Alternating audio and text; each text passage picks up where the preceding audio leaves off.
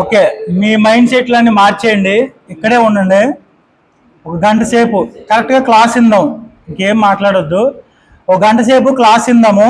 దీంట్లో ప్రాముఖ్యమైన ఏంటో మీరు గమనించాలి. ఒక సేవకులుగా ఏదో వచ్చాము వెళ్ళాము అనేది కాకుండా మనం ఫస్ట్ సెక్షన్లో ఏమి నేర్చుకున్నాం, సెకండ్ సెక్షన్లో ఏం నేర్చుకుంటున్నాము అనేది చాలా మీరు గుర్తించాలి.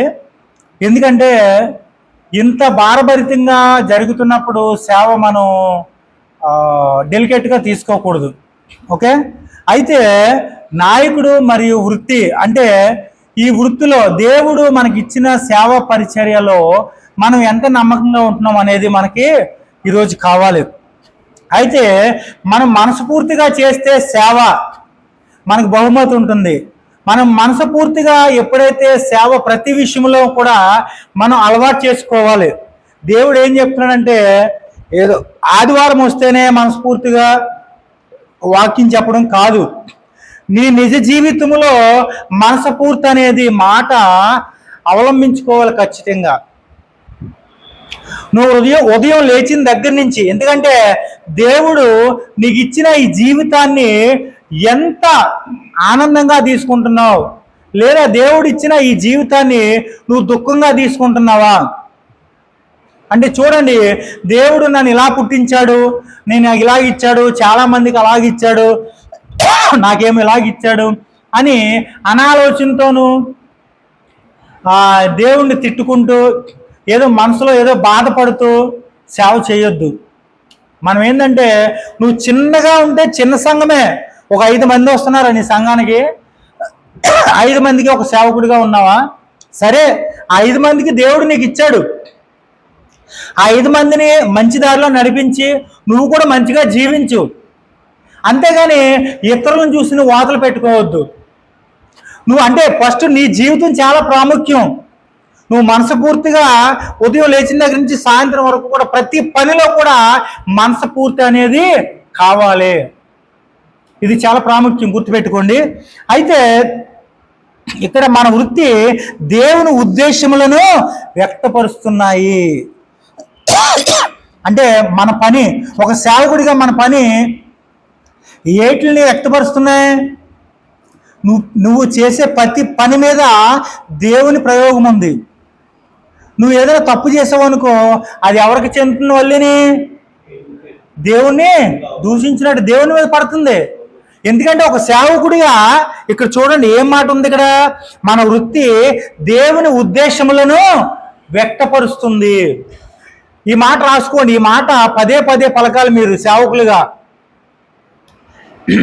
ఉద్దేశములను వ్యక్తపరుస్తుంది.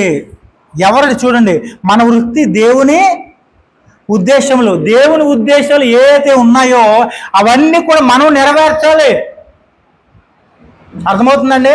మరి దేవుని పని నువ్వు ఏది నెరవేరుస్తున్నావు అదొకసారి మనం రాసుకోవాలి కూడా.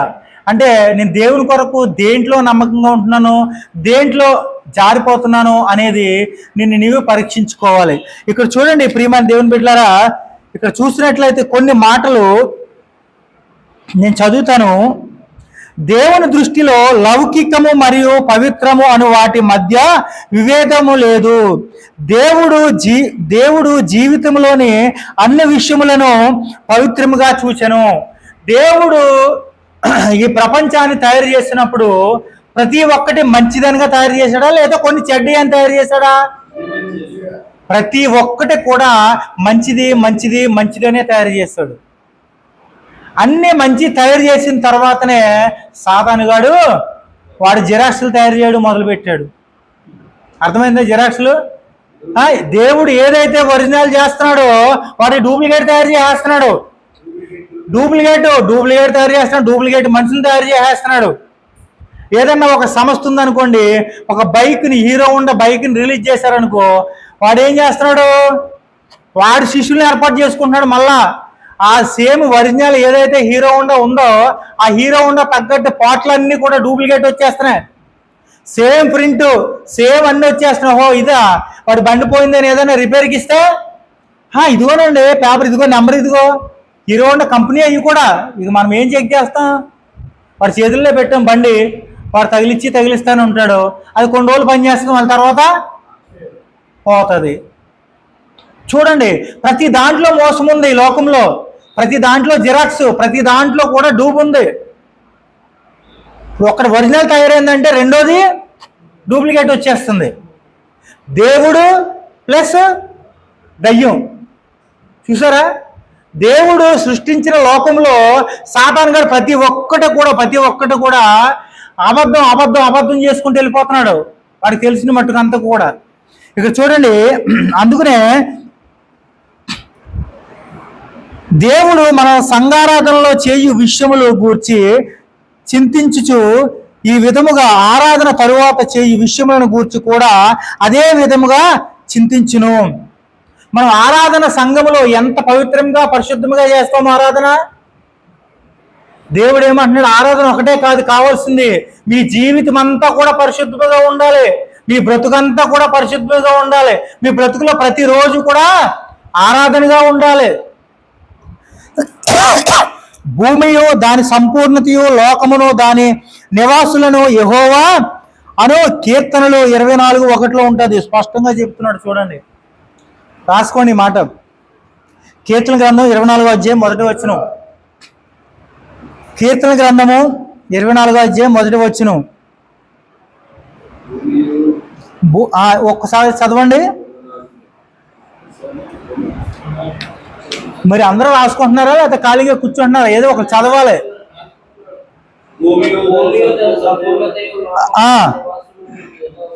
ఎవరి అంట? యెహోవావే. ఏమేమిని? భూమియు దాని సంపూర్ణత. అంటే భూమి మీద ఉన్న ప్రతి ఒక్కటి కూడా ఎవరి? యెహోవాయే. మనం ఏం పని చేసినా కానీ, మనం ఎక్కడున్నా, ఎలాగున్నా, దేంతో ఉన్నా, ఏంటంటే ఏం పని చేస్తున్నా, ఏ పని చేయకపోయినా, ఎలా ఉన్నా, ఏ స్థితిలో ఉన్నా ఆయన చేసినవి కనుక మనము ఆయన్ని ప్రతి విషయంలో ఆరాధించాలి.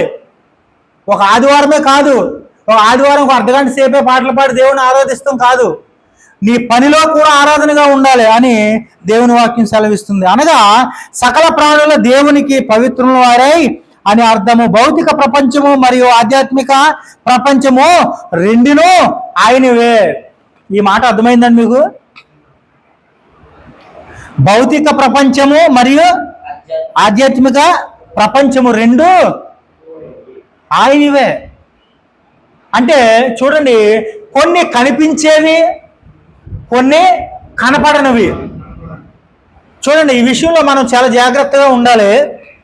కనపడేవి అన్నీ కూడా, లోకంలో చాలా మాటలు చెప్తాం, కనపడేవన్నీ కూడా నిజాలు కాదు. అంటే చూడండి, దేవుడు కొన్ని రహస్యమైనవి పెడతా ఉంటాడు. దేవుని బిడ్డలు రహస్యమైనవి తెలుసుకోవాలంటే ఏం చేయాలి? కనిపెట్టాలి, ప్రార్థనలో కనిపెట్టాలి, మోకాళ్ళ అనుభవం కావాలి, దేవుని దర్శనం కావాలి. ఇది ఒక దైవ సేవకుడిగా ఎప్పుడైనా ప్రాక్టీస్ చేసావా? ఒకసారి ఆలోచించండి.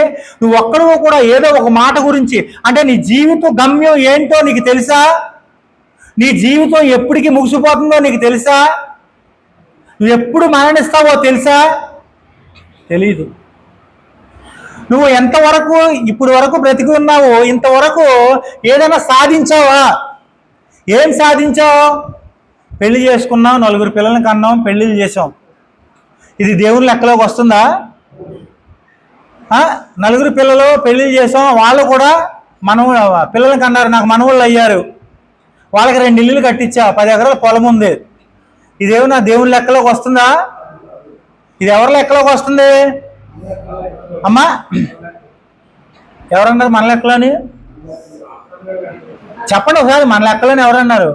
మీకు అర్థమవ్వాలి కదా, వాక్యం అర్థమవ్వాలి కదా. నీ జీవితంలో ఏం సాధించినట్టు ఒకసారి ఆలోచించండి. ఎంత తిన్నావా అనేది గుర్తుండదు, మళ్ళీ ఆకలేసేద్ది. ఇప్పుడు మధ్యాహ్నం భోజనం చేసినా కానీ మరి సాయంత్రం రెడీ అంటది. అసలు చూడండి, అలా విచిత్రం. ఏం సాధిస్తున్నావు అసలు? ఈ లోకంలో ఏం సాధిస్తున్నావు? కనీసం దేవునికి నమ్మకంగా, పరిశుద్ధముగా, పవిత్రముగా జీవిస్తున్నామంటే అది కూడా అక్కడక్కడే కట్. ఎందుకంటే సాతాను గడు వెంటాడుతున్నాడు కదా. నువ్వు పాత రోత జీవితంలో ఒకసారి జీవించావు, అవన్నీ అప్పుడప్పుడు గుర్తు చేస్తూ ఉంటాడు వాడు. ఏది కరెక్ట్ మరి? ఎలాగా? దేవుని రాజ్యం చేరేది ఎలాగా? మనసు పూర్తి. ఒక సేవకుడిగా దేవుడు నేను ఎన్నుకున్నాడు, ఈ లోకంలో నీకు ఇచ్చిన ఈ పని చాలామంది చేయాలనుకుంటారు కానీ చేయలేరు. చాలామంది చేయాలనుకుంటారండి, కానీ వాళ్ళకి బైబిల్ పట్టుకుంటారు, చదువుతారు, కానీ ఎక్స్ప్లెనేషన్ రాదు, వాక్యం బోధించడం రాదు.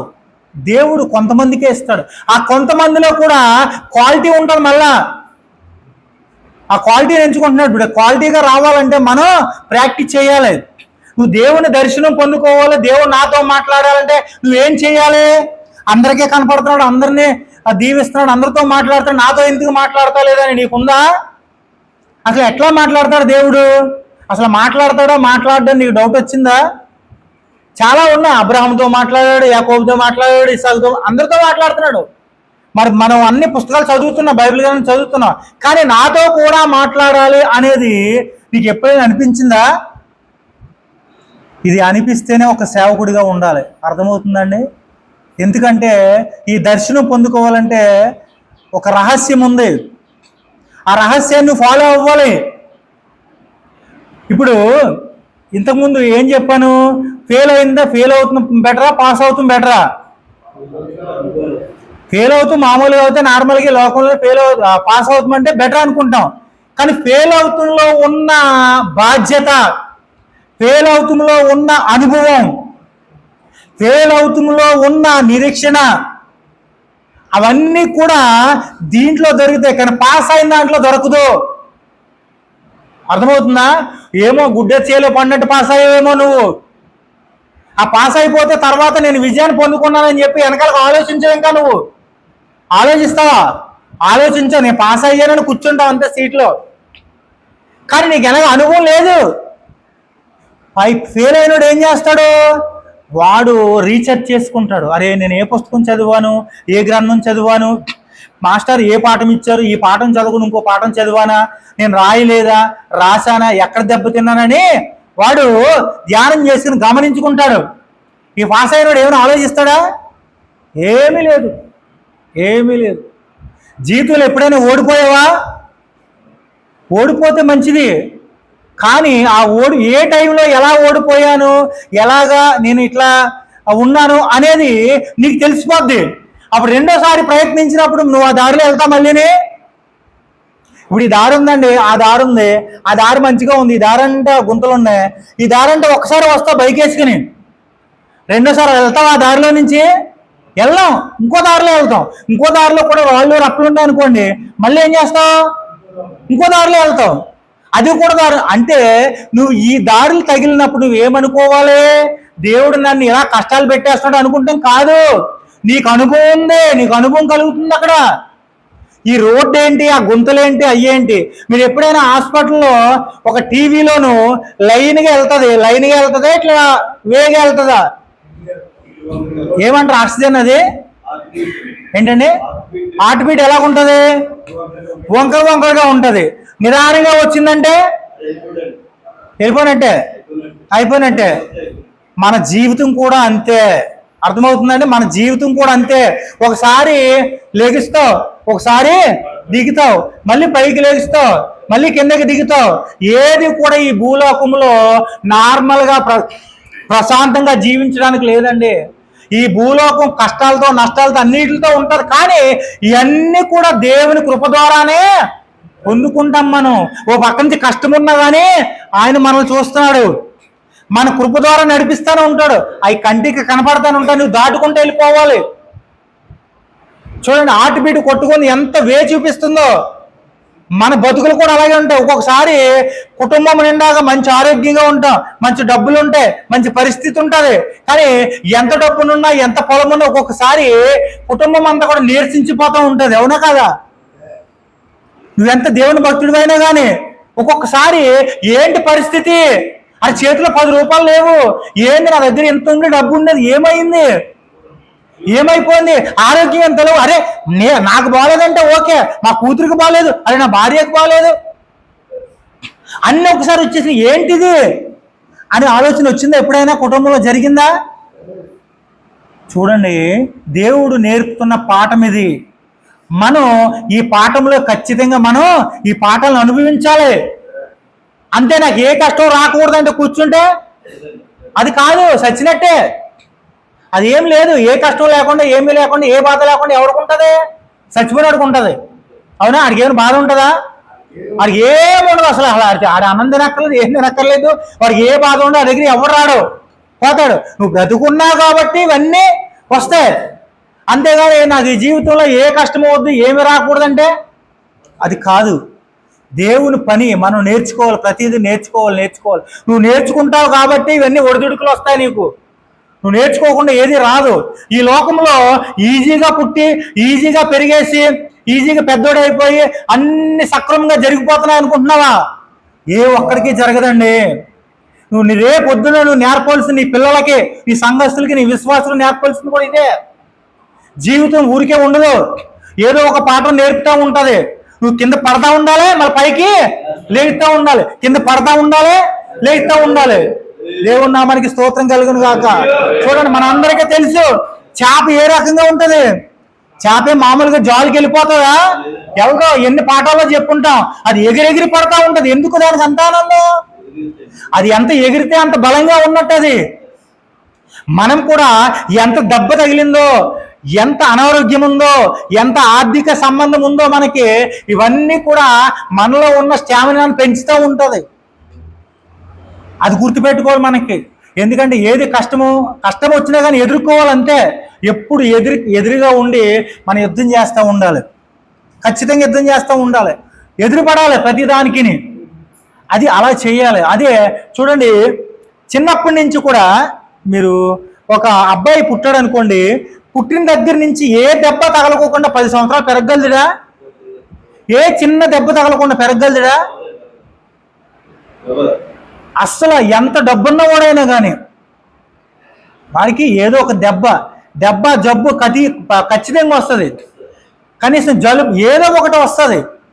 మనము కూడా మన జీవితాలకి నేర్పుతున్న ఒక గొప్ప పాఠం ఏంటంటే, ఈ పాఠాలన్నిటిని కూడా తెలుసుకుంటూ మనం మనస్ఫూర్తిగా ఎలా బ్రతకగలదు అనేది నేర్చుకోవాలి. మనం మనస్ఫూర్తిగా బ్రతకడం అలవాటు చేసుకోవాలి. రోజుకి 10 సార్లు అయినా మనస్ఫూర్తిగా ఉండాలి. మనం ఉంటున్నామా? నేను చెప్పలే ఇందాక, నువ్వు మనస్ఫూర్తిగా స్నానం ఎప్పుడు చేస్తున్నావు? నువ్వు మనస్ఫూర్తిగా బట్టలు ఎప్పుడు వేసుకుంటావు? ఇప్పుడు చెప్పు. పాత బట్టలు వేసుకున్నప్పుడు ఏమనిపిస్తుంది నీ మనసుకి? ఎందుకు వచ్చింది? దేవుని బిడ్డలకు నిరుత్సాహం ఉండొచ్చా? ఉండకూడదు. దేవుడు అయ్యే నేర్పుతాను. ఈ పాఠాలు నేర్చుకోవాలి మనం. మనస్ఫూర్తిగా నువ్వు పాత బట్టలే మామూలుగా ఉతుక్కుని, ఇస్త్రీ చేసుకుని, నీట్గా తొడుక్కో కరెక్ట్గా.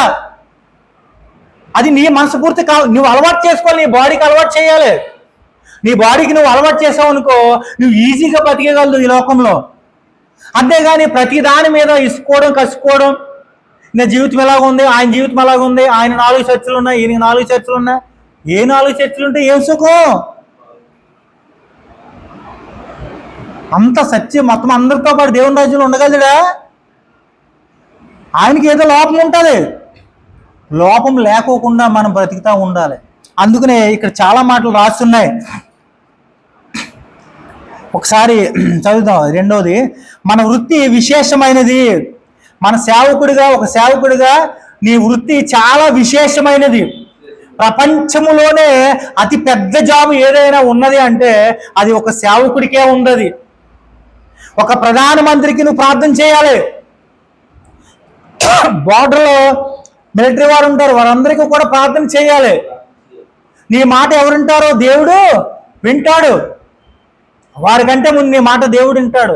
కానీ నువ్వు ఎలా ఉండాలి? నువ్వు నడుచుకునే మార్గం ఎలా ఉండాలి? పరిశుద్ధముగా, పవిత్రముగా, ప్రతి విషయం కూడా మనస్ఫూర్తితో చేయాలి. ప్రార్థన మనస్ఫూర్తిగా ఎప్పుడు చేస్తున్నాం మనం? ప్రార్థన మనస్ఫూర్తిగా ఎప్పుడు చేస్తారు? నీ ఇంట్లో ఎవరికైనా బాగోపోతే, అత్యవసర పరిస్థితుల్లో ఉంటే, ప్రమాదంలో ఉంటే, ఆయన బ్రతకాలని ప్రార్థన చేస్తూ ఉంటారు. అప్పుడు మొత్తం నీ మనసంతా పెట్టేస్తా. భోజనం గురించి ఆలోచించు. అప్పుడు ఆలోచిస్తావా? భోజనం గురించి ఆలోచించు. రుచుల గురించి ఆలోచిస్తావా? అప్పుడు ప్రార్థన చేసేటప్పుడు నాకు చికెన్ బిర్యానీ కావాలి, ప్రార్థన అయిపోయిన తర్వాత అనుకుంటావా? లేదా? ఏమనుకుంటా? అప్పుడు దేవుడు ఖచ్చితంగా నా ప్రార్థన వినాలి, ఆ వ్యక్తి లేవాలి అని ప్రార్థన చేస్తావు. ఇది మనస్ఫూర్తితో చేసే ప్రార్థన. నువ్వు మనస్ఫూర్తిగా ప్రార్థనలు ఎప్పుడు కూర్చుంటావు? ఒకసారి ఆలోచించండి. ఈ మనస్ఫూర్తి అనే మాట ఈజీగా తీసుకోవద్దు. అసలు మన సేవకులకి చాలా అవసరం, చాలా అవసరం. ప్రతి విషయంలో ఎవరికైనా నువ్వు దానం చేస్తావు అనుకో, డబ్బులు ఒకరికి ఇద్దరికే మనస్ఫూర్తిగా ఇస్తావు, కానీ అవలేలుగా వాళ్ళు వచ్చారంటే మామూలుగా ఇస్తావు. అది మనస్ఫూర్తిగా ఇవ్వు. అది నీకు తెలుసు. ఎవరికి మనస్ఫూర్తిగా ఇచ్చావో ఎవరికి మనస్ఫూర్తిగా ఇవ్వలేదో నీకు తెలుసు, దేవునికి తెలుసు. ఒకసారి ఆలోచించండి, చాలా ప్రాముఖ్యం. ప్రియమైన దేవుని బిడ్డలారా, ఒక మాట చదువుతాను. మన ప్రభువు నిమిత్తము చేయనట్లు పనులు చేయవలెను. మూలవచనం మనకు ఆదేశములు ఇచ్చుచున్నది. మన వృత్తి దేవుని పిలుపు గ్రహించుట మనము మొదలు పెట్టుచున్నప్పుడు మనము ఏమి చేసినా గొప్ప ప్రాముఖ్యతను కలిగి ఉన్నందునని తెలుసుకుందాము. క్రీస్తునందు విశ్వాసముంచు ప్రతి ఒక్కరము యాజకులముగా ఉండుటకు పిలువబడి ఉన్నామని లేఖనం బోధించుతున్నది. ప్రకటన 1:6. అంటే చూడండి, చదవాలి త్వరగా. ఒక చదవని తర్వాత రాసుకుంటారు, కానీ నేను వాక్యం ముందరికి వెళ్తా. మీరు చదివేదాకా నేను లేట్ అవ్వాలి మళ్ళా. ప్రకటన గ్రంథము 1వ అధ్యాయము 1:6.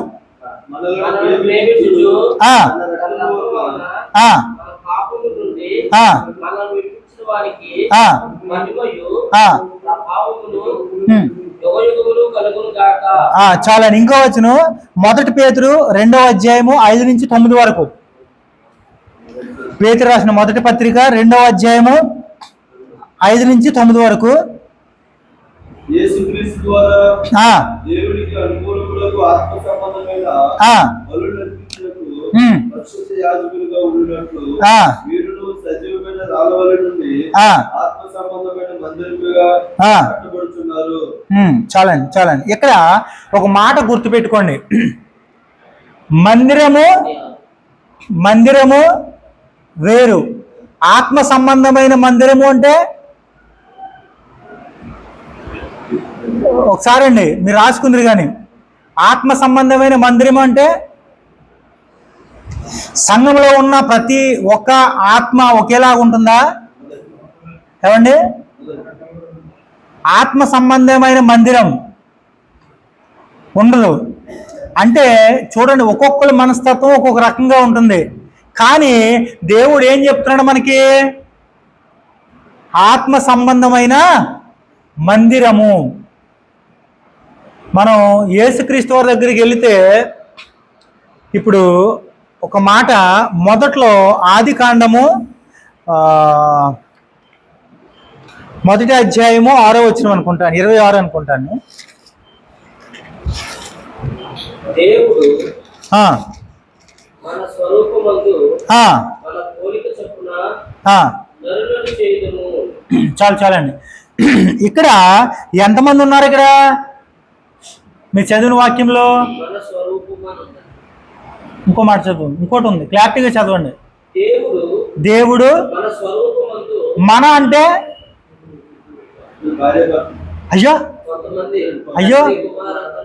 Right, correct. ఇప్పుడు ఇక్కడ దేవుడు అన్నారు, తర్వాత ఏముంది? మన అంటే మన పోలిక చొప్పున నరులను చేయుదము అన్నాడు. ఓకే, మన అనే పదానికి ఎంతమంది వస్తారు? ఇద్దరున్నా అనొచ్చు, ముగ్గురున్నా అనొచ్చు, నలుగురున్నా అనొచ్చు.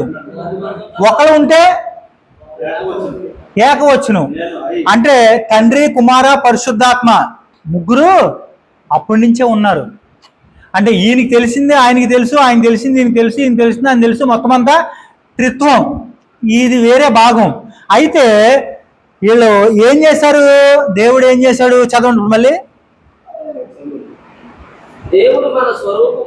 మన స్వరూపమందు మన పోలిక చొప్పున నరులను చేయదము.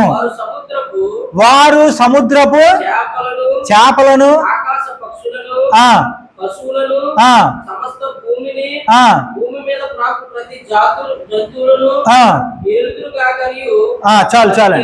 చాలండి.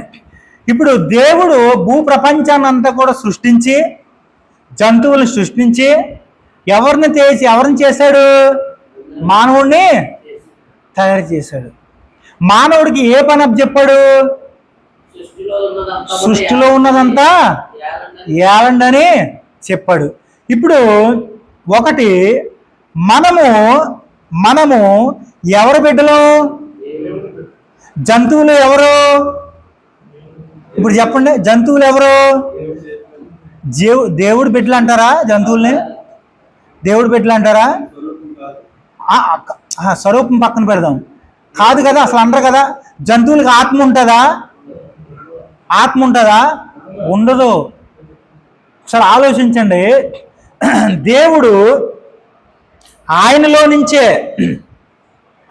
నుంచే అంటే చూడండి, ఆయన ఊపిరిలో నుంచే మనం వచ్చాం.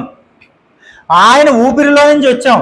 ఈ ఊపిరి ఎలాగా ప్రపంచాన్ని అంతా కూడా వెళ్ళాలి.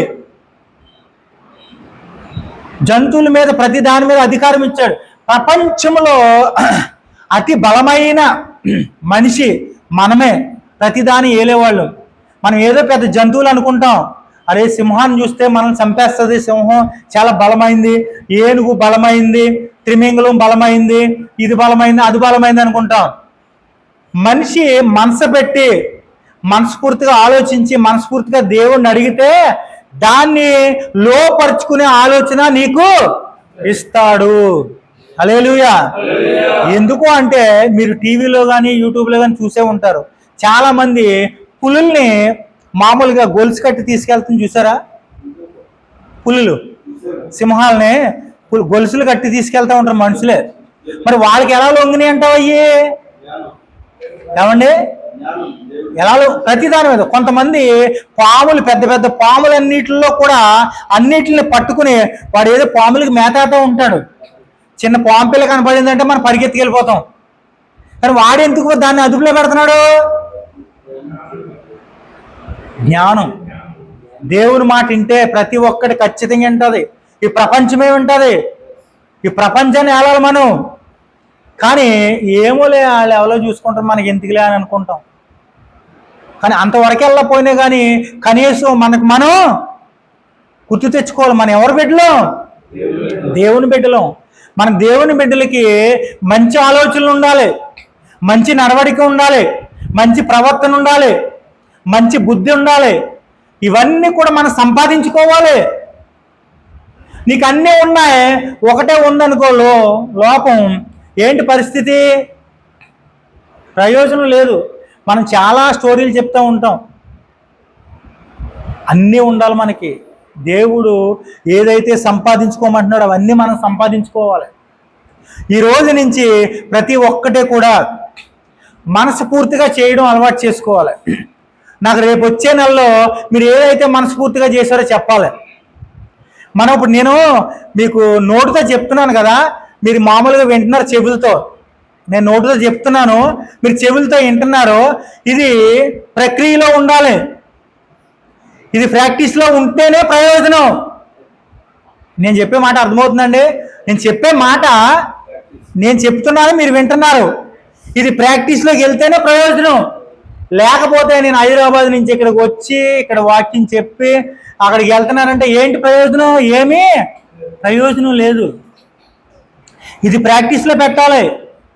నేను వచ్చినప్పుడల్లా ఒక్కొక్క మాట చెప్తున్నా, ఏదో ఒకటి ప్రాక్టీస్లో పెట్టాలని చెప్పి. ఇది ప్రాక్టీస్లో పెడతామంటే ఖచ్చితంగా మన లైఫ్ ఒక రేంజ్లో ఉంటుంది. నీకు భయం వేస్తుంది, అప్పుడు నువ్వు భయపడతావా? భయపడవు. నీ విశ్వాసంలో బలంగా ఉంటావు, చాలా బలంగా ఉంటావు. ఎందుకంటే ఏ తప్పు చేయట్లేదు, ప్రతి విషయంలో మనస్ఫూర్తి అనేది నేర్చుకున్నావు నువ్వు. మొహం కడగడం ఏంటండి? ముఖం కడగడము, బట్టలు వేసుకోవడము, అన్నం తినడము, ఇవన్నీ మనస్ఫూర్తి అంటారేంటి మీరు అని అనొచ్చు. అరే, నువ్వు నేర్చుకోవాల్సినవి ఇవి. ఫస్ట్ నిన్ను నువ్వు కంట్రోల్ చేసుకునే పద్ధతి పెట్టుకో. నిన్ను నీవు కంట్రోల్ పెట్టుకుని నిన్ను నీవు పరిశుద్ధపరచుకుని ఏ పని చేయాలో ఏ పని చేయకూడదో, ఎక్కడ నవ్వాలో ఎక్కడ ఏడవాలో, డ్రామాలు కాదు, లైవ్లో మనస్ఫూర్తిగా నేర్చుకోవడం అలవాటు చేసుకోవాలి. అప్పుడు నిజమైన సేవకుడిగా నువ్వు కనపడతావు. నిన్ను నీవే అప్పుడు నువ్వు చూసుకుని, ఓ నన్ను నేను కంట్రోల్ చేసుకుని ఇలా ఉన్నా. మనస్ఫూర్తిగా మొహం ఎప్పుడు కడుగుతామండి చెప్పండి ఒకసారి? చిరాకు పరగొన్నప్పుడు ఎలా కడుగుతాం మొహం? నీట్గా తోముతాం పళ్ళు. ఆ పక్కోటి ఈ పక్కోటి వేసి మొత్తం మీద అది కడిగేతాం. లేదా ఏదైనా అర్జెంట్ పని ఉందనుకోండి, టకటక తోమేసి వెళ్ళిపోతాం. అవునా? ఇప్పుడు మనస్ఫూర్తిగా ఇప్పుడు ఏ పని లేదు అన్నట్టు నీకు కొంత టైం ఉంటుంది, ఒక పావు గంట సేపు మొహం కడుకోవడానికి టైం ఉంటుంది. అంతసేపు కూడా నువ్వు చేయవలసిన పని చేయడం మానేసి వేరే ఆలోచిస్తావు. నేను ఎందుకంటే ఇది జస్ట్ ఎగ్జాంపుల్గా చెప్తున్నా మీకు, మనం చేసే పనుల్లోనే. ఇప్పుడు మనశాంతిగానే ఎప్పుడు నిద్రపోతాం మనం? మనస్ఫూర్తిగా ఎప్పుడు నిద్రపోతాం? ఎన్నో సమస్యలు పెట్టుకుని నిద్రపోతామా? చూడండి, ఎన్ని సమస్యలు ఉన్నా కానీ మీకు ఒకటే గుర్తు, ఎన్ని సమస్యలు ఉన్నా కానీ బెడ్ దగ్గరకు వచ్చినప్పటికీ నువ్వు ప్రార్థన చేసుకున్న తర్వాత, దేవుణ్ణి అడిగిన తర్వాత నువ్వు మనస్ఫూర్తిగా నిద్రపోవడానికి ఒక అవకాశం, ఒక బాట ఉంది. అది అలవాటు చేసుకోవాలి. నువ్వు నిద్ర పట్టట్లేదా? ఆలోచనలు వచ్చేస్తున్నాయా? అప్పుడు ఏం చేయాలి? నీ దగ్గర సెల్ ఫోన్ ఉందా? సెల్ ఫోన్ ఉంటే కొద్దిసేపు పాటలు, ప్రార్థన ఉంటుంది. ఆ ప్రార్థన నువ్వు ధ్యానించినట్లయితే ఖచ్చితంగా నువ్వు మనస్ఫూర్తిగా నిద్రపోతావు. నీ సమస్యలన్నీ దేవుడు తీర్చుకుంటాడు, నీ సమస్యలన్నీ దేవుడు చూసుకుంటాడు. కానీ నువ్వు చేయవలసిన పని ఏంటి? ఏ టైంలో ఏ పని చేయాలో అది త్వరగా చేసేయాలి. నువ్వు నిద్రపోయే టైం వచ్చిందనుకోండి, నిద్రపో. లేచే టైం వచ్చిందనుకో, లేవాలి, ప్రార్థన చెయ్యాలి. నువ్వు దేవునికి సమర్పించుకోవాల్సిన ప్రతి ఒక్కటి కూడా టైం టు టైం సమర్పించుకుంటున్నావు అనుకో, అప్పుడు నీ జీవితం చాలా ధన్యకరంగా ఉంటుంది. అసలు ఆలోచించండి. అయితే ఇక్కడ చూసినట్లయితే దేవుడు తన సొంత పోలిక చొప్పున మానవుని సృజించి పని చేయుటకు వానిని పిలిచెను. ఆదికాండము 1:26-28 ఇదే చదివానప్పుడు, మన స్వరూపమందు మన పోలిక చొప్పున నరులను చేయుదము, వారు సముద్రము చేపలను. అంటే ఇవన్నీ వేలడానికి మరి మనిషిని తయారు చేశాడు దేవుడు. అయితే ఇక్కడ చూడండి, మన వృత్తి గృహ నిర్వాహకత్వమును వ్యక్తపరచును. గృహంలో పనులు కూడా, అంటే ఇంట్లో పనులు కూడా, ఇవన్నీ కూడా ఏంటంట? గృహ నిర్వాహకత్వము వ్యక్తపరచును. అంటే ఇంట్లో ఏవేం పనులు చేస్తున్నావో కూడా క్రమశిక్షణ ఉండాలంటున్నాడు దేవుడు. ఇంట్లో ఏమేం పనులు చేస్తున్నావో క్రమశిక్షణ ఉండాలి. ఇప్పుడు బాత్రూమ్ నుంచి నువ్వు స్నానం చేసి ఎక్కడికి వస్తావు? బెడ్రూమ్లోకి వస్తారు, డ్రెస్ వేసుకుంటావు. ఓకే, అంటే ఒక విధానం, ఒక క్రమశిక్షణ నేర్చుకోమంటున్నాడు. నేను ఏంటంటే ఎగ్జాంపుల్గా చెప్తున్నా, ఇది బైబిల్లో లేవండి. నువ్వు బాత్రూంలో స్నానం చేసి మళ్ళీ బెడ్రూమ్లోకి ఎలా వస్తానని అడగట్లే, ఎగ్జాంపుల్గా చెప్తున్నా మీకు. అంటే ఒక పద్ధతి ఉంటుంది, ఒక క్రమశిక్షణ ఉంటుంది. నువ్వు పండుకునే ముందు ఎప్పుడు పడుకుంటావు? నైట్ పడుకుంటావు, కానీ పగలెందుకు పడుకుంటున్నావు? అది తప్పు. పగలు పడుకుంటే తప్పు. పగలు ఎవరు పడుకుంటారు? ఇంకా ఇప్పుడు సృష్టిలో ఉన్నాయి మనం చెప్తాం. మనుషుల గురించి మనుషులు చెప్పకూడదు. నేను మనుషుల గురించి మాట్లాడుతా లేదు. జంతువులే పడుకుంటాయి. మరే జంతువులు పడుకుంటాయండి, మరి పగలంటారు ఏంటండి? అడవిలో జంతువులు ఎప్పుడు చూసారా? ఏంటండి? రాత్రులు తిరుగుతాయి, పగలు పడుకుంటాయి. మరి నువ్వు పగలు పడుకున్నావు అంటే ఏమనాలి? మనుషుల గురించి చెప్పొద్దు అసలే. అంటే మన తెలివితేటలో మన జ్ఞానం ఎక్కడ దాకా ఉందో ఆలోచిస్తున్నారా? ఒకసారి ఇటు చూడండి, మీరు ఆలోచన పెట్టండి.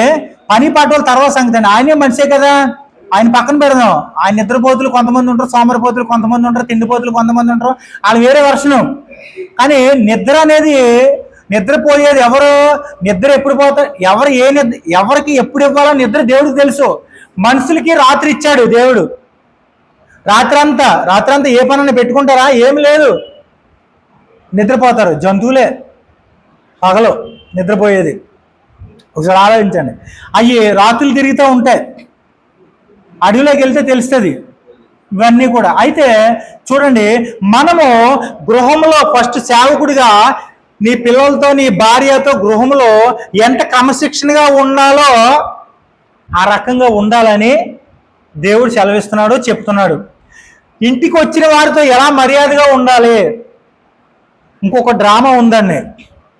ఈ డ్రామా ఎందుకని అంటున్నానంటే, సేవకులు కొంతమంది ఏం చేస్తున్నారంటే, ఎవరైనా వచ్చినప్పుడు ఒక విధమైన క్రమశిక్షణలో ఉంటున్నారు, వాళ్ళు వెళ్ళిపోయిన తర్వాత ఒక క్రమశిక్షణలో ఉంటున్నారు. అలా వద్దు, అలా వద్దు. అలవాటు అయిపోద్ది. ఏదో ఒకసారి చేసామనుకోండి, అలవాటు అయిపోద్ది. అదేంటంటే, మనము దేవుడు ఏదైతే క్రమశిక్షణ చెప్తున్నాడో ఆ క్రమశిక్షణ చొప్పునే వెళ్ళాలి. పరిశుద్ధంగా, పవిత్రంగా ప్రతి దాంట్లో కూడా, బట్టలు పెండుతంలో, ఇల్లు ఊడుతంలో, వంట చేయడంలో. వంట స్త్రీలు ఎప్పుడు బాగా చేస్తారు మనస్ఫూర్తిగా? ఆవిడ మనసు ప్రశాంతంగా ఉన్నప్పుడు, ఆవిడ మనసు ఆహ్లాదంగా ఉన్నప్పుడు, ఆమెకి ఏ బాధలు లేనప్పుడు ఆ గృహిణి ఏం చేస్తుంది? అప్పుడు మంచిగా వంట చేస్తుంది. అంటే కస్సు బుస్సులాడతా, తిట్టుకుంటా, తిమ్ముకుంటా వండిందంటే ఎలా ఉంటుందో వంట? బాగుంటుందా?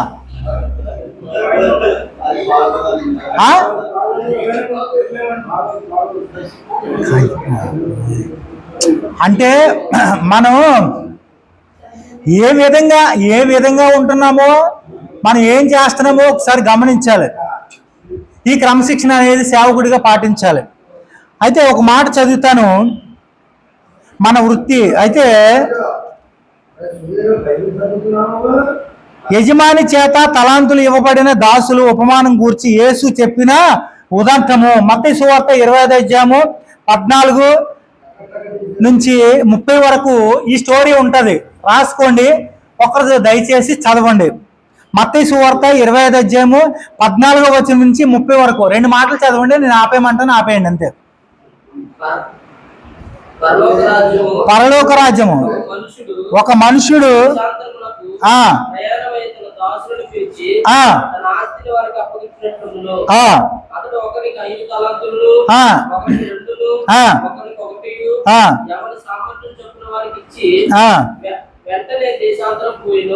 చాలండి. దేవుని నామానికి స్తోత్రం కలుగును గాక.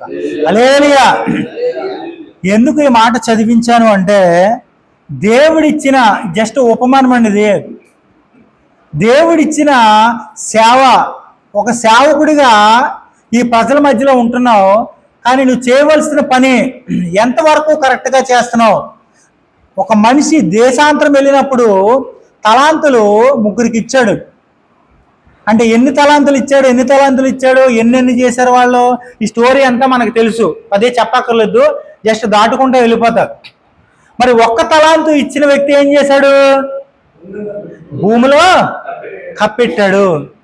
తర్వాత 2 తలాంతులు 3 తలాంతులు ఇచ్చిన వాళ్ళు ఏం చేశారు? దాన్ని డబుల్ చేశారు.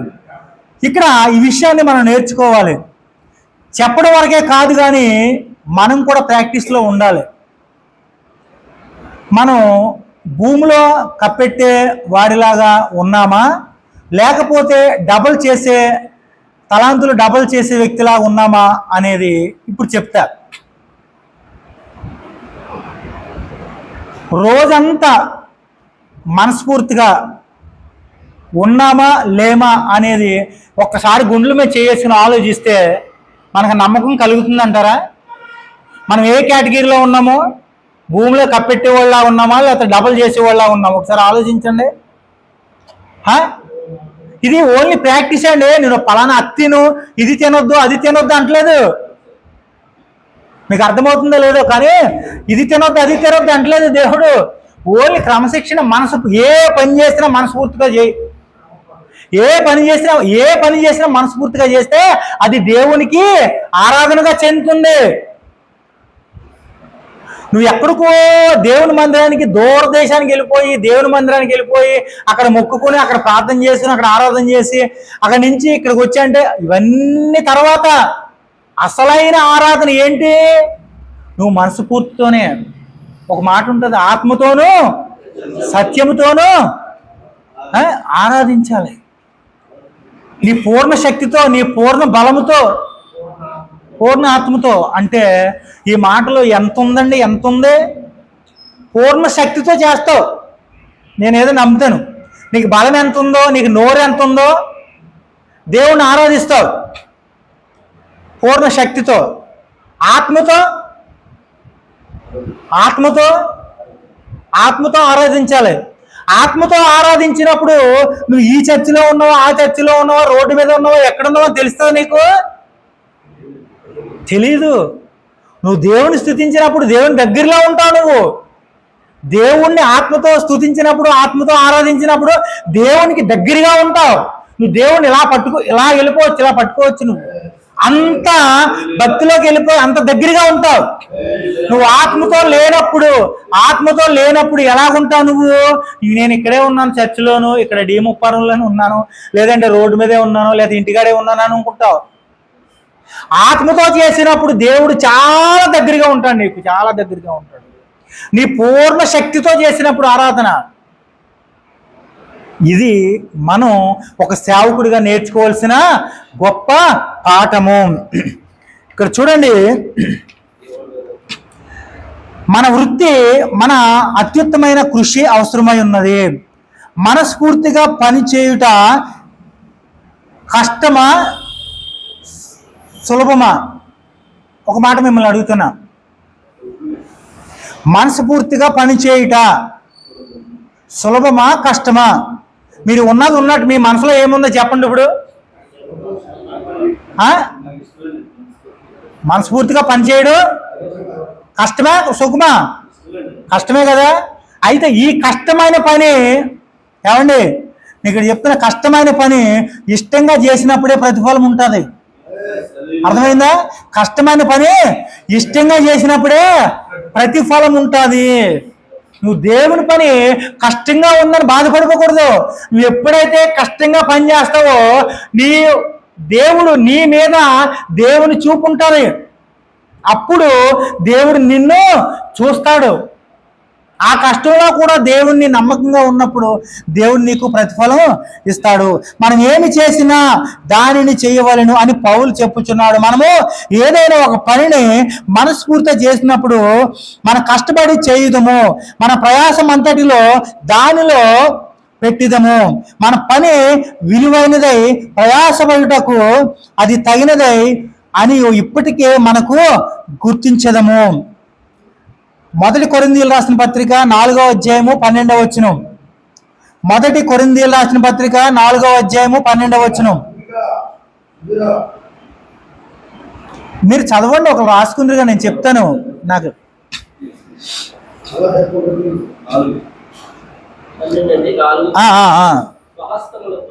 స్వహస్తములతో పని చేసి కష్టపడుచున్నాము, నిందింపబడి దీవించుచున్నాము, హింసింపబడి ఓర్చుకొంచున్నాము,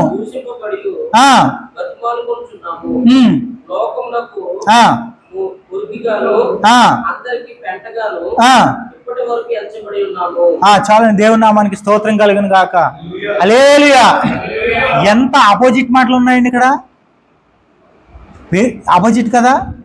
చూడండి, అంటే లోకానికి ఎలా ఉన్నారంటే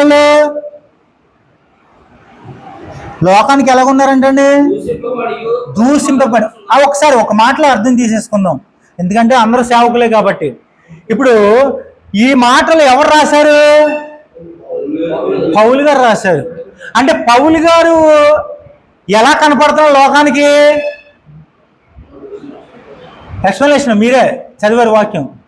పౌలు గారు ఎలా కనపడుతున్నారు? ఏంటండి? గంటగా మురికిగా కనపడుతున్నాడు. కానీ దేవునికి ఎలా కనపడుతున్నాడు? అబ్బా, అసలు మామూలుగా లేదండి. అసలు ఆయన ఎవరికి ఎలా కనపడుతున్నాడు? ఆయన దైవ దృష్టితో ఆయన చూసినప్పుడు ఆయన ఎలా కనపడుతున్నాడు? పౌలు గారు ఆపోజిట్ అండి. మన లోకంలో ఎలా కనపడుతున్నాను ప్రాముఖ్యం కాదు. నువ్వు దేవుడు నిన్ను ఏ దృష్టితో చూస్తున్నాడు, దేవుడి లెక్కలు ఎలా ఉన్నావు, ఆ లెక్కల్లో ఉంటేనే మన సేవ సమృద్ధిగా ఉన్నట్టు.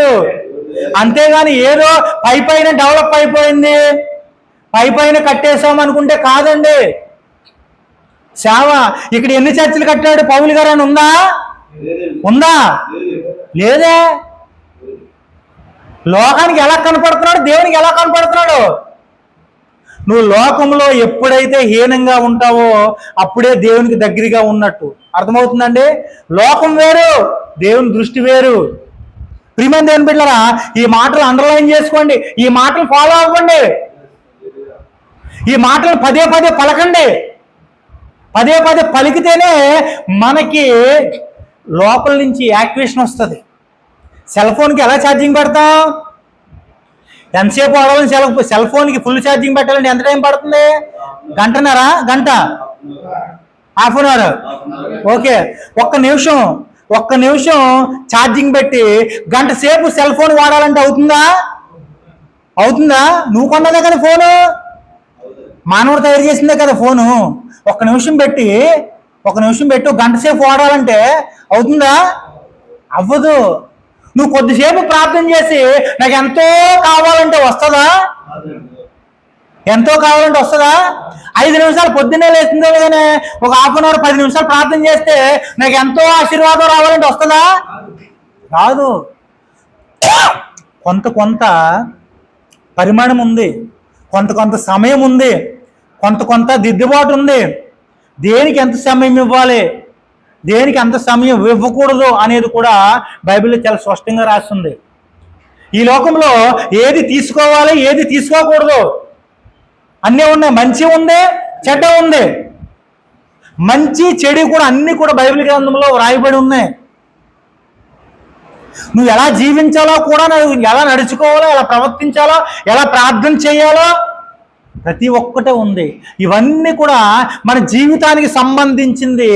దేంట్లో కరెక్ట్గా ఉంటున్నాం, దేంట్లో కరెక్ట్గా ఉండట్లేదు అనే పదాలు నీ బుక్లో రాసుకో. నేను చెప్పేది అర్థమవుతుందండి? నేను దేంట్లో కరెక్ట్గా ఉండట్లేదో ఆ పదాలన్నీ ఒక పేపర్ మీద రాసుకుని దాని కొరకు ప్రార్థన చేయి. ప్రార్థన చేసిన తర్వాత 2 వారాలకి, 1 వారం దాటిన తర్వాత, 1 నెల దాటిన తర్వాత ఒక్కొక్కటి నీకు కరెక్ట్ అవుతుంది. నేను 10 రాసుకున్నాను, 10 కరెక్ట్గా ఉండట్లేదు. కానీ ఇంకో 10 రోజులు అయిన తర్వాత ప్రార్థన చేస్తున్నప్పుడు ఒక దాంట్లో కరెక్ట్గా ఉన్నావు, రైట్ మార్క్ పెట్టుకో. మళ్ళీ కొన్ని రోజులు ప్రార్థన చేయి, మళ్ళీ 2వ దానికి రైట్ మార్క్ పెట్టు. ఇది ఎవరు చూస్తారో? నీ ఇంట్లో మీ భార్య చూస్తుందని కాదు, నీ గుళ్ళో సేవకుడు చూస్తాడని కాదు, దేవుడు చూస్తాడు నిన్ను. దేవుడు చూస్తాడు. దేవుడు మరి పౌలు గారిని ఎందుకు అలా చూశాడు, ఆ దృష్టితో ఆ మాటలు ఎందుకు రాయించాడు ఇక్కడ? మనం తెలుసుకోవాలండి, మనం తెలుసుకోవాలి. లోకానికి వేరేలా కనపడ్డాడు ఆయన, కానీ దేవునికి చాలా ఇష్టడుగా కనపడ్డాడు. నమ్మకమైన వ్యక్తి, భక్తిలో అంతలా ఉంది. ఆయన ఇంతకుముందు బతుకు వేరేలా ఉంది. ఆయన బ్రతుకు ఇంతకుముందు చాలా దుర్మార్గుడు, దుష్టుడు, పాపిష్టుడు అని ఉండే. ఎంతో మందిని చంపినోడే, ఎంతో మందితో తిరిగినోడు, అన్నీ ఉన్నాయి. ఆస్తిపరుడు, ఒక రౌడీ షీటర్ లాగా ఉండేవాడు. అయినా కానీ ఇవన్నీ కూడా వదిలిపెట్టి ఏది ప్రాముఖ్యమో ఈ లోకంలో బ్రతుకుతున్నామంటే అసలు ఏది ప్రాముఖ్యం చెప్పండి ఒకసారి. ఏమండి? ఈ లోకంలో ఏది శాశ్వతం లేదు. ఏమి సంపాదిస్తున్నాం మనం? ఏమి సంపాదించలేదని బుడిగిని చెప్పేస్తున్నాం. ఎన్ని సంవత్సరాలు వచ్చినాయి మన వెనకాల? ఎన్ని సంవత్సరాలు వచ్చినాయి చెప్పండి ఒకసారి. 50 వచ్చినాయా, 30 వచ్చినాయా, 40 వచ్చినాయా? ఇన్ని సంవత్సరాలు వ్యర్థంగా పోయింది. ఉండేదేమీ లేదు, బాగోదు అక్కడ. ఇంకేం చేయలే, ఇప్పటి నుంచే చెయ్యాలి. ఇప్పుడు కనీసం నీవు కూడా ఈ క్రమశిక్షణలో ఉండని చెప్తున్నావు. నువ్వు ఆత్మలు రక్షించిన తర్వాత సంగతే, నీ ఆత్మల తర్వాత సంగతే. అసలు నువ్వు వెళ్తావా వెళ్ళవా? అసలు ఒక సేవకుడిగా దేవుని రాజ్యంలో నువ్వు వెళ్తావా వెళ్ళవా? నమ్మకం ఉందా? ఇతరులకు పాఠాలు చెప్పేలా ఉన్నావా? ఒకసారి ఆలోచించండి ప్రియమైన దేవుని బిడ్డలారా. పౌలు సేవకుడు, పౌలు భక్తుడు ఇంత ఇలా రాస్తున్నాడు. దీంట్లో ఎంత క్వాలిటీ వరకు ఉన్నాం మనం? 1%, 2%, 3%? లేదండి. నాకు ఈ ఏరియాలో నన్ను గుర్తుపట్టలేని లేడు. ఈ ఏరియాలో అందరూ గుర్తుపడతాడు. నేను ఏదంటే జరుగుతుంది. నేను ఎమ్మెల్యే దగ్గరికి వెళ్ళి పనులు చేయించుకొస్తా. నేను అవసరమైతే ఎంపీ దగ్గరికి వెళ్తా, ముఖ్యమంత్రి దగ్గరికి వెళ్తా. నాకు అందరూ తెలుసు. మా సంఘంలో ఎవరైనా చనిపోతే మొత్తం ఏది ఎక్కడికి కూర్చోపెట్టాలో మొత్తం అన్ని ఈజీగా అయిపోతాయి. నేను ఇంత ఇలాగా పేరు సంపాదించాను. లోకంలో సంపాదించావేమో నువ్వు, దేవుని దగ్గర సంపాదించావా? దేవుడు నీతో మాట్లాడతాడా? దేవుడు నీ ఎప్పుడంటే అప్పుడు పలుకుతాడా? దేవుడికి ఎంత సమయం ఇస్తున్నావు? లోకానికి ఎంత సమయం ఇస్తున్నావు? అది నిన్ను నీవు పరీక్షించుకోవాలి. ఏదో సంవత్సరం అంతా కూడికలు పెడుతున్నారు, బైబిల్ క్లాసులు పెడుతున్నారు, మనం ఏదో హాజరవుతున్నాం, వెళ్తున్నాం, వస్తున్నాం. దేవుడు ఒక రోజున అడుగుతాడు నిన్ను. నేను ఇంత గొంతు చించుకుని చెప్తున్నానే, ఈ మాటల ప్రకారంగా మనం ఫాలో అవుతున్నామా లేదా అనేది తెలుసుకోవాలండి, తెలుసుకోవాలి. ఇక్కడ చూడండి, ఈ పాఠం అంతా కూడా మనస్ఫూర్తితో చేయబడిన పని కేంద్రీకరించబడును. మనము చేయి పని మనుషుల నిమిత్తము కాక ప్రభువు నిమిత్తము అని దేవుని కొరకు మనసును కేంద్రీకరించి చేయవలసి ఉన్నది. మనసుని ఎప్పుడు కూడా ప్రభు మీదే కేంద్రీకరించాలి, ప్రభు మీదే కేంద్రీకరించాలి, దేవుని మీదే కేంద్రీకరించాలి. నీ మనసు ఎప్పుడు కూడా దేవుని మీదే ఉండాలి, బయటికి రాకూడదు. ఏంటి మనసు ఎక్కడ పెట్టాలా, లేదా తీసి అదే సెల్ఫ్లో పెట్టాలా? ఒకటి అలవాటు చేసుకోవాలి, దేవుని దగ్గరే ఉండాలి నీ మనసు. ఎంతసేపు లోకంలోకి వెళ్ళిపోతుంది మనసు. మనసు చేసే పాపాలు చెప్పమంటారా, మనసు చేసే పుణ్యాలు చెప్పమంటారు ఒకసారి? మనసు నేనేం పాపం చేయట్లేదు చేస్తాను అనుకుంటాం, కానీ మనసు ఎంత డేంజరో తెలుసండి. మనసుని ఎందుకు పెట్టమన్నాడు ఇక్కడ చూడండి. అని మనము చేయు పని మనుషుల నిమిత్తము కాక ప్రభు నిమిత్తము అని దేవుని కొరకు మనస్సును కేంద్రీకరించి చేయబడవలసి ఉన్నది. ఈ మనసుని దేవుని దగ్గర పెడితే నీకు మనసులో చెడ్డ ఆలోచనలు రావు. అర్థమవుతుందండి? మనసులో చెడ్డ ఆలోచనలు రావు. నీ మనసుని ఎక్కడ పెట్టమంటున్నాడు దేవుడు? నా దగ్గర పెట్టరా స్వామి, నా దగ్గర పెట్టు అంటే నువ్వేమనుకుంటున్నావు? లోకరీతిగా ఆలోచించి నీ మనసు ఏమన్నా జేబులో తీసి ఆయన దగ్గర పెట్టి వెళ్ళిపోతాగే. నీ మనసుని పెట్టావంటే నువ్వు ఎక్కడుంటావు? దేవుని కబంధాస్తాల్లో ఉంటావు. నువ్వు బయటికి వెళ్ళడానికి ఛాన్స్ లేదు, బయటికి లోపలికి రావడానికి ఛాన్స్ లేదు. అసలైంది అదే, నీ మనసే. నీ మనసు చాలా ప్రాముఖ్యంగా కాపాడుకోవాలి. మెయిన్ ఇంపార్టెంట్ ఎక్కడ కోల్పోతుందంటే మనసు. నువ్వు రోడ్డు మీద ఉన్నావు అనుకోండి, మంచి అందమైన అమ్మాయిలు ఇద్దరు నడుచుకుంటూ వెళ్తున్నారు అనుకోండి. నడుచుకుంటూ వెళ్తున్నప్పుడు నువ్వు ఒక సేవకుడిగా ఉన్నావు, నీ మనసు కదిలించబడుతుందా, కదిలించబడదా?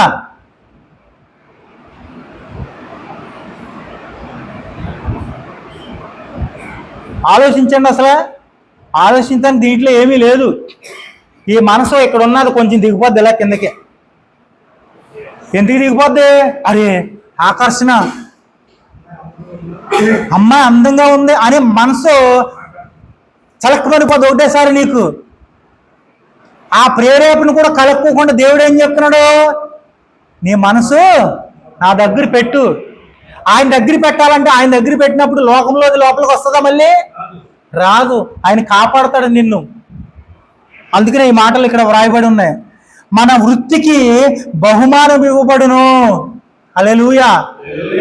ఏమండి, ఇంత కష్టపడి, ఇంత చెమట ఊర్చి, ఇంత ప్రార్థన చేసి, ఇంత పవిత్రముగా ఉండి, ఇంత పరిశుద్ధముగా ఉండి, ఇన్ని కూడికలకు వెళ్ళి ఇన్ని చేస్తున్నామే, మనకి ఏముందనుకుంటున్నారా?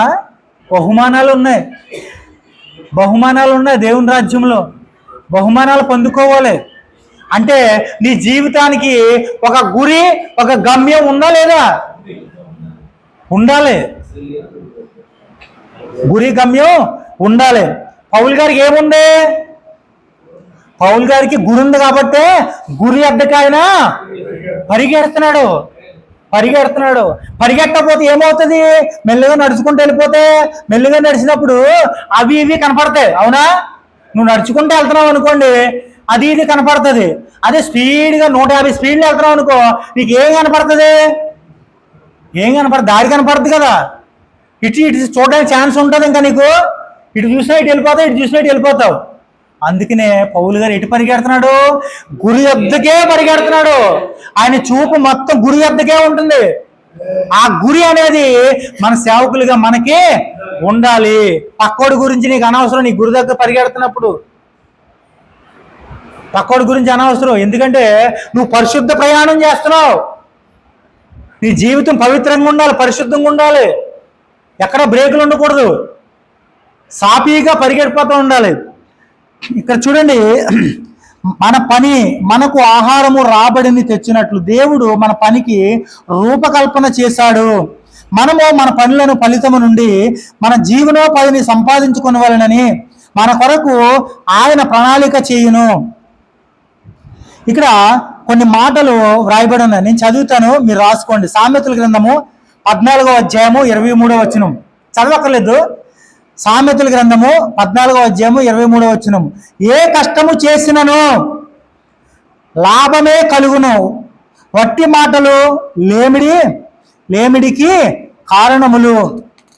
2వ తెస్సలోనికీ పత్రిక 3వ అధ్యాయము 10వ వచనం.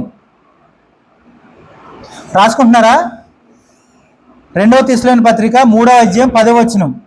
మరియు మేము మీ యొద్ద ఉన్నప్పుడు ఎవడైనను పని చేయనొల్లని ఎడల వాడు భోజనము చెయ్యకూడదని మీకు ఆజ్ఞాపించితిమి కదా. ఇది తీసుకుంటున్నారు, ఒకసారి తీసుకుని చదవండి ఒకసారి. 2వ తెస్సలోనికీ పత్రిక 3వ అధ్యాయం 10వ వచనం.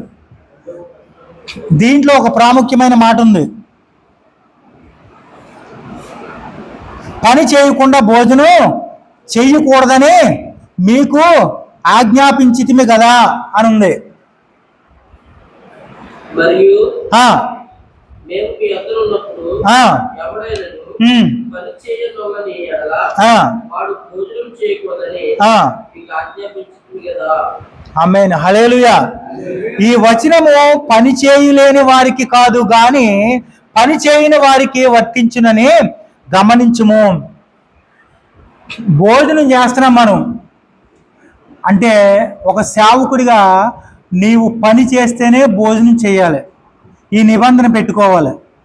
అంటే ఈ నిబంధన నీ చేతుల్లో ఉంటుంది. అంటే నీకు ఏ పని చెప్పాడు దేవుడు, ఆ పనే దేవుడి పని.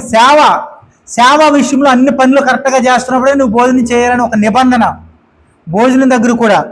ఇంకో మాట, సామెతలు 22వ అధ్యాయము 29వ వచనం. సామెతలు 22వ అధ్యాయము 29వ వచనం. తన పనిలో నిపుణత గలవాణిని చూచితవా, అలుపులైన వారి ఎదుట కాదు, వాడు రాజుల ఎదుటనే నిలుచును.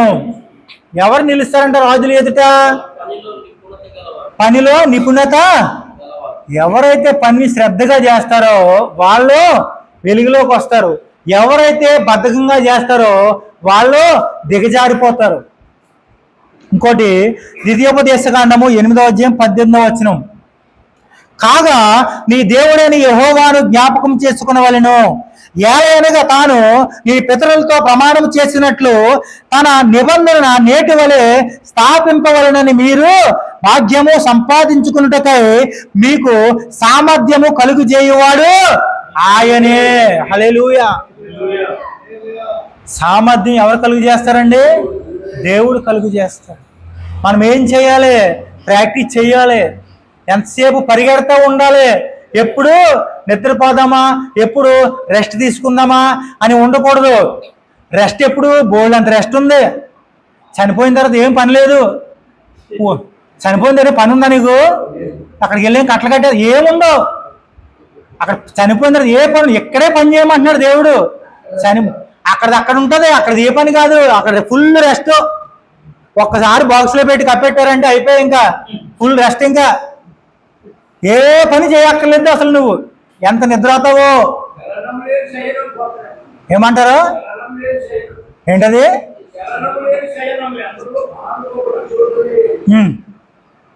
మన సంగతి చూద్దామండి. వాళ్ళు వెళ్ళిపోరు కదా, వాళ్ళు నిలనిద్దాం. మనం ఏమవుతాం చూద్దామండి. మహానుభావులు వెళ్ళిపోరండి, మరి మనం ఎక్కడికి వెళ్తాం? ఏమండి, మనమే సపరేట్గా తీసుకెళ్తారా? సపరేట్గా తీసుకెళ్తారు చెప్పండి. పోనీ ఎందరో మహానుభావులు వెళ్ళిపోరు అంటున్నారు. అంతే, అక్కడికే ఏమిలే, ప్లేస్ చూసుకోవడమే. ఏం బతుకుంటా ప్లేస్ చూసుకుంటాం, పలానా ప్లేస్ అనుకుంటాం. లేదా నువ్వు చూడకపోయినా వాళ్ళు చూసి పెట్టేస్తారు. ఏమి లేదు, అదే మనకొద్ది. మన అందరూ అక్కడికి వెళ్తాం. కానీ మన శరీరం ఏమైనా కానీ మన శరీరం ఏమైనా కానీ మన ఆత్మ ఎక్కడ ఉండాలి? దేవుని సన్నిధిలో దేవుని దగ్గర ఉండాలని కోరుకుంటాం. కానీ మనం ఉండాలని దేవుడు కోరుకుంటున్నాడు. మనం ఎలా ఉంటున్నాం, ఎలా జీవిస్తున్నాం? టైం ఎంత అయిందండి? టైం అయితే నాది కూడా పాఠం అయిపోయి వచ్చింది.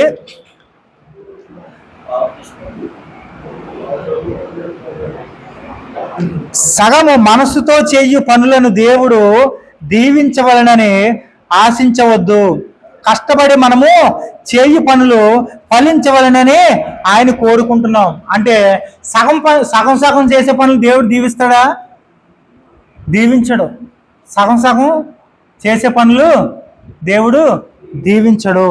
పూర్తిగా పరిపూర్ణంగా నువ్వు ఏదైతే మనస్ఫూర్తిగా పని చేస్తావో ఆ పనినే దేవుడు దీవిస్తాడు. మన జీవితంలో కొన్ని ప్రార్థనలకి జవాబు వస్తుంది, కొన్ని ప్రార్థనలకి జవాబు రాదు. అవునా? ఎందుకు రాదు? నీ మనసును అడిగి చెప్తుంది. నీ మనసును అడుగు. నువ్వు మనస్ఫూర్తిగా ప్రార్థన చేసావా? నువ్వు మనస్ఫూర్తిగా దేవుణ్ణి అడిగావా? నువ్వు కన్నీటి ప్రార్థనతో మోకాళ్ళనుకుంతో దేవుణ్ణి అడిగావా? రాలేదే జవాబు. అంటే నీ మనసు అక్కడ తక్కువైపోయింది, నీ మనస్ఫూర్తి అక్కడ తక్కువైపోయింది, అందుకనే జవాబు రాలేదు. దేవుడు నమ్మదగిన వాడు, ప్రతిదానికి జవాబు ఇస్తాడు. ఏ టైంలో జవాబు ఇవ్వాలి, ఏ టైంలో జవాబు ఇవ్వకూడదో ఆయనకి తెలుసు. కొన్ని సార్లు మనం అడిగినప్పుడు ఆయన ఇవ్వలేదనుకో చాలా బాధపడిపోతాం, చాలా వేదన చెందుతాం. కానీ ఎందుకు ఇవ్వలేదు? నీకు ఆ సమయంలో అది ఇచ్చావంటే నువ్వు దాన్ని కోల్పోతావు. ఆ సమయంలో అది కోల్పోతావు, అది నీ దగ్గర ఉండదు. అందుకనే దేవుడు మొత్తానికి ఆ టైం వచ్చే వరకు కూడా నీకు ఇవ్వట్లేదు. గ్రహించాలి. జ్ఞానం కలిగిన వారు అది గ్రహిస్తారు. ఎందుకంటే ఏది ఎప్పుడు జరుగుతుందో నీకు తెలుసా? నిన్న ఏం జరిగిందో నీకు తెలుసు, మొన్న ఏం జరిగిందో అని తెలుసు, ఈరోజు ఏం జరుగుతుంది, ఇప్పుడు వరకు ఏం జరిగిందో నీకు తెలుసు. ఇంకో గంట తర్వాత ఏం జరుగుతుందో నీకు చెప్పగలవా? లేదు, ఆ దృష్టి లేదు. కానీ ఎవరి దగ్గర ఉంది? నమ్మదగిన వాడి దగ్గర ఉంది. ఆయనకి తెలుసు. దేవాది దేవునికి ఏ సమయంలో ఏది ఇవ్వాలో, ఏ సమయంలో ఏది ఇవ్వకూడదో ఆయనకి తెలుసు. అందు నిమిత్తము నీ దగ్గరికి రాలేదు. నువ్వు ఎప్పుడైనా ఊరికి ప్రయాణం చేసేటప్పుడు, ఇప్పుడైతే అందరికీ బైకులు వచ్చేసినాయి, బస్సు ఎక్కినప్పుడు నువ్వు ఎప్పుడు ఒట్టినే వెళ్ళినప్పుడు బోల్డైన బస్సులు వచ్చేస్తాయి. కానీ ఎప్పుడైనా ప్రయాణం కుటుంబంతో వెళ్ళినప్పుడు సరిగ్గా బస్సు గురించి వస్తావు.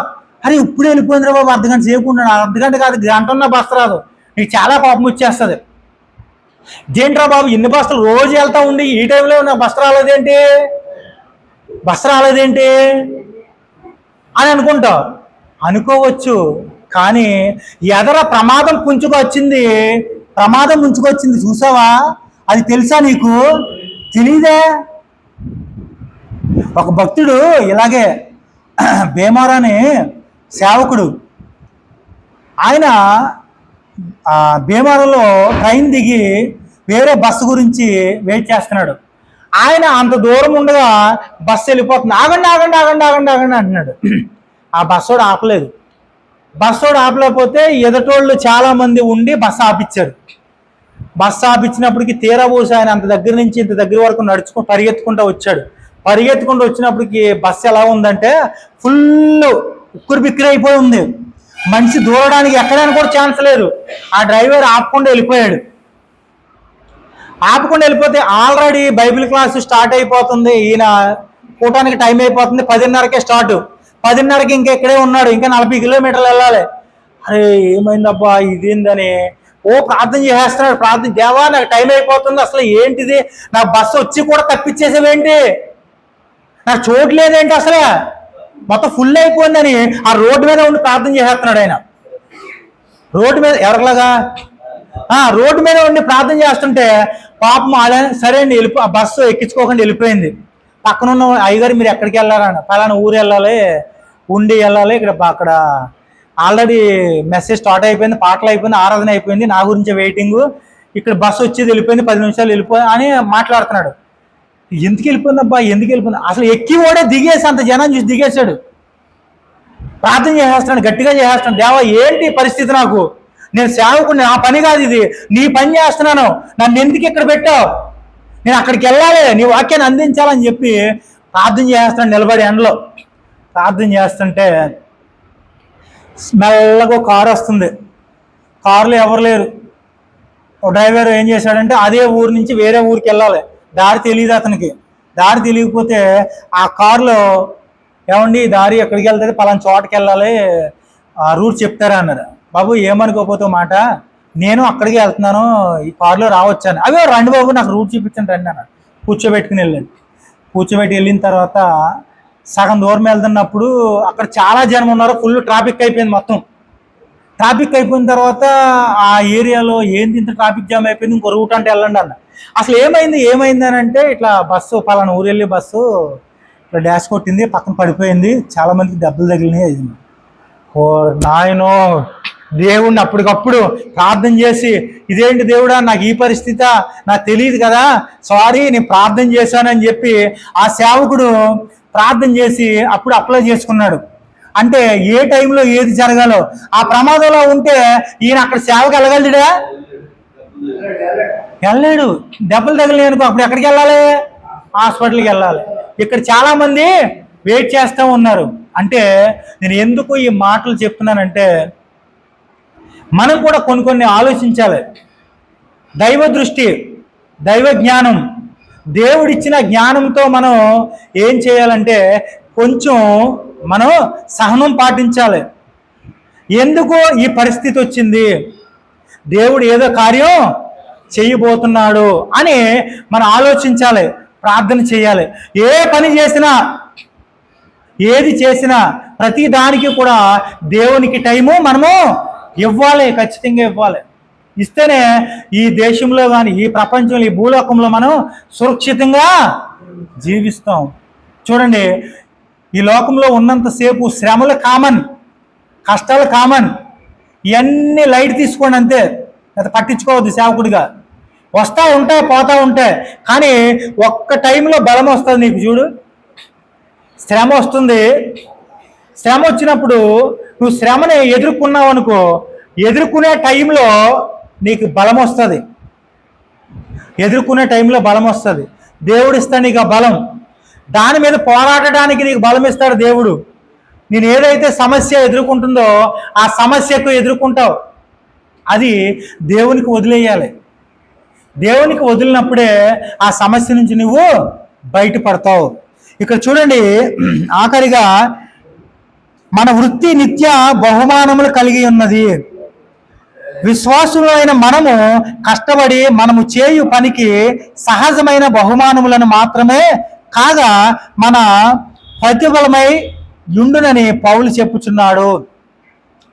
ప్రభు ఇచ్చు సామర్థ్యమును కూడా పొందుకొనుచు కలిగి ఉందుము.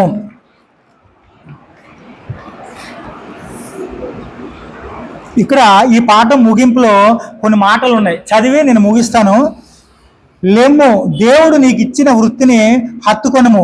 దేవుడు నీ మీద కుమ్మరింపవలనని కోరుచున్న దీవెనలన్నిటితో ఆ రాజ్యంలో విశ్వాసిగా నీ జీవితమును జీవించుము. లోకమును రెండు స్థాయిలలో చూచుట ఆపము. మనము సమాజంలోని ప్రతి ప్రదేశంలోనూ చొచ్చుకొని పోవాలని దేవుడు మనలను కోరుచున్నాడని గుర్తించము. సంఘ పనివారు దేవుని మీకు ఇచ్చిన విధముగానే ఇతరులను కూడా ఇచ్చిన యోగ్యతమైన పిలుపును గూర్చి రూఢిపరచుకునవలెను. ఎందుకనగా ఆ పిలుపు దేవుని నుండి వచ్చినది. నీవు ఘన పనివాడు కానట్లయితే దేవుని దృష్టిలో నీవు రెండవ తరగతికి చెందినవాడు అనుకునవద్దు. నీ వృత్తిలో ఆయన ప్రతినిధిగా నిలిచి ఉండవలనని దేవుడు నిన్ను పిలిచాడు. నీకు తగిన ఈవులను ఇచ్చు ఆయన మహిమ కొరకే సమస్తమును చక్కగా చేయము. హల్లెలూయా. దేవుడు నీకు ఇచ్చిన సమయాన్ని పరిశుద్ధముగా, పవిత్రముగా, అలాగే మనస్ఫూర్తిగా ప్రతి పని కూడా చేయుటకు మనము దేవుడు మనల్ని కోరుకుంటున్నాడు. ఈ పనిని చేస్తామని మీరు నాకు మాట ఇవ్వాలి. నాకు ఇస్తారా లేకపోతే దేవునికి ఇస్తారా? ఓకే, సబాష్.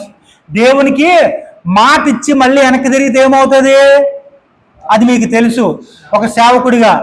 ఇది మాట ఇవ్వాలా ఇవ్వకూడదా మీకే వదిలేస్తున్నా. ఎందుకంటే మీకు తెలుసు దేవుని సేవకులకు ప్రతి విషయంలో మీకు విషయాలు తెలుసు కాబట్టి మీరు మనస్ఫూర్తిగా ప్రతి పని ఈ రోజు నుంచి మొదలుకొని లాస్ట్ వరకు దేవుడు ఈ భూమి మీద ఉంచేంత వరకు కూడా మనస్ఫూర్తిగా చేస్తారని నేను అనుకుంటున్నా. దేవుడి వాక్యాన్ని దీవించి ఆశీర్వదించును గాక. ఆమేన్.